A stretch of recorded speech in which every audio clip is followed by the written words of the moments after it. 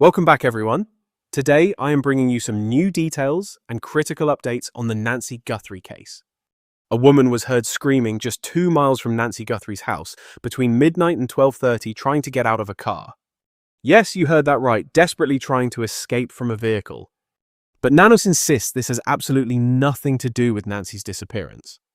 If you have been following along lately, you know I have shared several of these dispatch recordings. I want to look a bit closer, because a clear pattern is emerging here. Let me show you very quickly. Welcome to my case files. I'm your host, Daphne. Do not forget to click that notification bell below. That way you will be updated on every new video I upload. Alright, pay close attention to this. That woman heard screaming between midnight and 12:30 was trying to get out of a blue sedan just a few miles from Nancy Guthrie's house. I am going to show you this location on the map.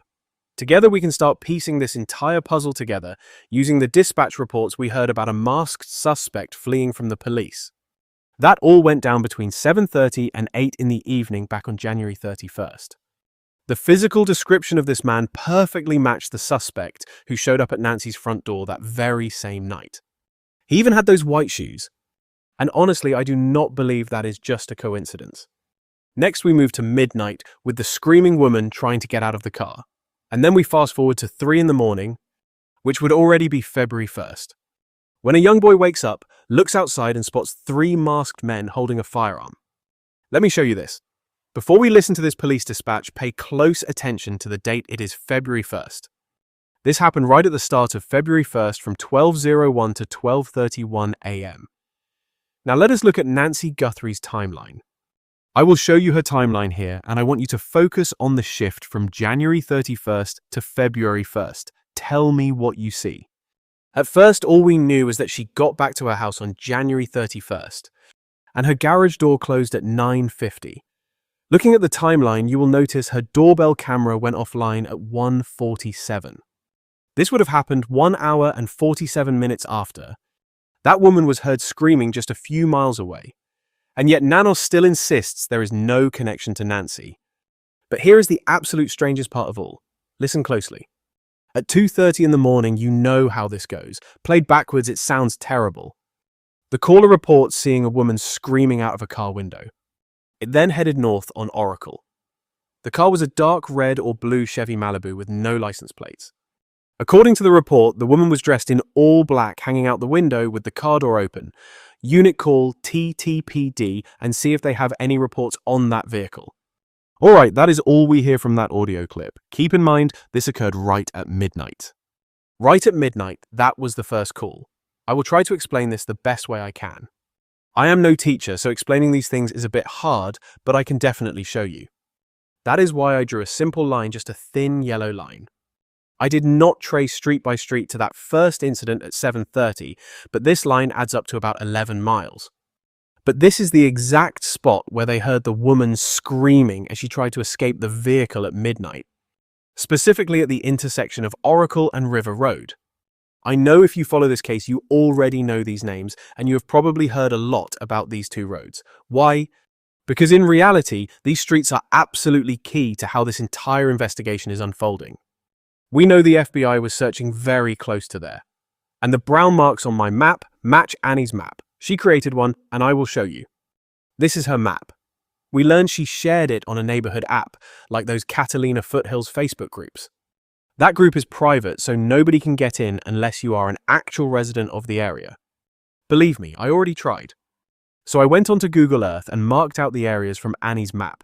You can see them highlighted here with these brown markers. If you watched my video yesterday, you will remember I found it extremely strange how closely these incident locations line up with the marks Annie left. Yesterday I talked about a 40-year-old woman wanted by police for kidnapping. Now, kidnapping is pretty rare, especially when it involves an elderly woman. We do not have many details about this 40-year-old woman, except she is wanted for a kidnapping near this area. Right in the same area Annie marked on her map. Coincidence? I do not know. Let us head back to the police dispatch. This is where they heard the woman screaming, and I will show you how close it was to Nancy's house. Nancy's house is right here. It is just a few miles down the road from her home. Now let us start putting this puzzle together. Once again, we will start between 7:30 and 8 in the evening. right when Nancy was having dinner with her beloved daughter and son-in-law Tommaso. Copied. Suspect dressed entirely in black and wearing a ski mask. 10-4. Another Hispanic male thin, about 5 feet 10 inches tall, with black pants and a black sweater. Black ski mask, white sneakers, thin moustache, and acne on his face. Now let us fast forward from 8 to midnight. And right at that moment, we hear, over the police scanner, that a woman was screaming from a vehicle, desperately trying to escape. I am at Oracle and River. The caller states they saw a woman leaning out of a car window screaming. She then fled northbound on Oracle. The car was a dark grey or blue Chevy Malibu with no plates.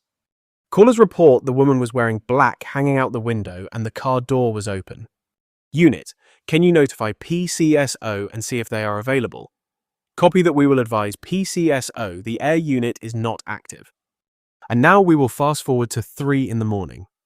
Just 4 miles from Nancy's house, a young boy wakes up at 3 in the morning and calls 911 to report 3 armed men in ski masks outside, claiming they are stealing cars. But this raises some questions because usually when kids see someone wearing a ski mask, they immediately assume a robbery is happening unless they witness something else. Noting that a call came in about 3 or 4 subjects dressed in black and wearing ski masks, stealing cars, and they reportedly have a weapon. And you need to hear this.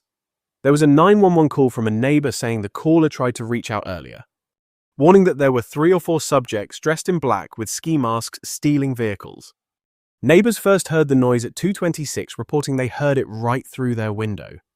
It was 3 to 4 individuals wearing ski masks, hoodies, and black pants. The dispatcher points out that the caller sounded like a minor or a young child. Officers spoke to the mother. She stated she did not hear anything, but her son came to tell her what he saw. After the child woke up, his mother, she claims she was not able to see or hear anything. By then, they were already gone. This somehow ties into Nancy's timeline happening right around 3 in the morning, and the app for her pacemaker went offline at 2:28. Everything lines up. Think about it, they were just 4 miles away. If they took her after the pacemaker disconnected, they had 32 minutes to get from Nancy's house to there. This is highly possible. Now, what were they doing at those apartments? I do not know. Maybe swapping cars, who knows? Think about it. Maybe they used an initial car to abduct Nancy and then had to switch to a different vehicle just in case a camera or neighbor caught them fleeing with her. Just think about that for a second. As for the woman in the car at midnight, I doubt it was her because that timeline simply does not fit. Now, if we go back and rewind to between 7:30 and 8, it could be one of the suspects the boy saw fleeing from police at 3 in the morning. But first, we have to consider something important. What on earth would be the real motive behind this? This subject spotted at 7:30 in the evening is the same height as our masked suspect. He is 5 feet 10 inches tall. Just think about that. What could possibly motivate someone to just break in and take Nancy? Were they paid to do it? Or was someone running from the police and somehow ended up in Nancy's neighborhood, which is right around here, and happened to spot her when her son-in-law dropped her off? And they thought, you know what? Let us go inside because we know she is alone and an easy target. What do you think? That was when Sheriff Nanos basically ruled out that screaming woman having anything to do with this. He says the 911 call is completely unrelated to Guthrie's disappearance. Let me just read you this quick paragraph. Reports have come in about a 911 call, which is the very one we just heard. It says someone reported a woman hanging out of a window, screaming just a few kilometers from Guthrie's home. But by Wednesday night, Sheriff Nanos told News 4 Tucson they had investigated that lead and ruled it out. But did Sheriff Nanos really look into those other leads about suspects described identically to Nancy's abductor? Did he really? I want to know what you think. To me, these puzzle pieces might actually fit together. Maybe not the screaming woman in the car, but for example, that guy running from the cops between 7:30 and 8, who they never caught, dressed exactly like Nancy's abductor. Could he have been escaping and maybe had some accomplices or something similar? They met up and fled looking for a place to hide. And they arrived just as Nancy was getting back, right after Tommaso dropped her off and figured she was an easy target. So they forced their way in. Maybe something happened then and they had to drag her out of the house. I do not know. And then at 3 o'clock, the kids called to 911. Think about it. They would want to switch cars, so maybe they were doing just that. Swapping vehicles so they could slip out of town. Because obviously if they took Nancy in one car, they would want to switch to a different one later. I think they should check that apartment complex for abandoned cars that haven't moved in a while, just my opinion. And maybe interview the boy to get specific details or check if there are security cameras in the area. You never know. I want to hear your thoughts on everything we talked about today. I will keep monitoring the police scanner and let you know the second anything new pops up. But I can tell you on January 31st and February 1st, when Nancy was taken, it is no coincidence that multiple suspects matching her abductor's description were running loose. Just 6 kilometers from her home, giving them plenty of time between 2:28 and 3 in the morning when the boy saw them outside. And as always, you can check out the playlist in the top corners for your convenience. Thank you so much for watching, and I hope you all have a safe and wonderful night. Take care.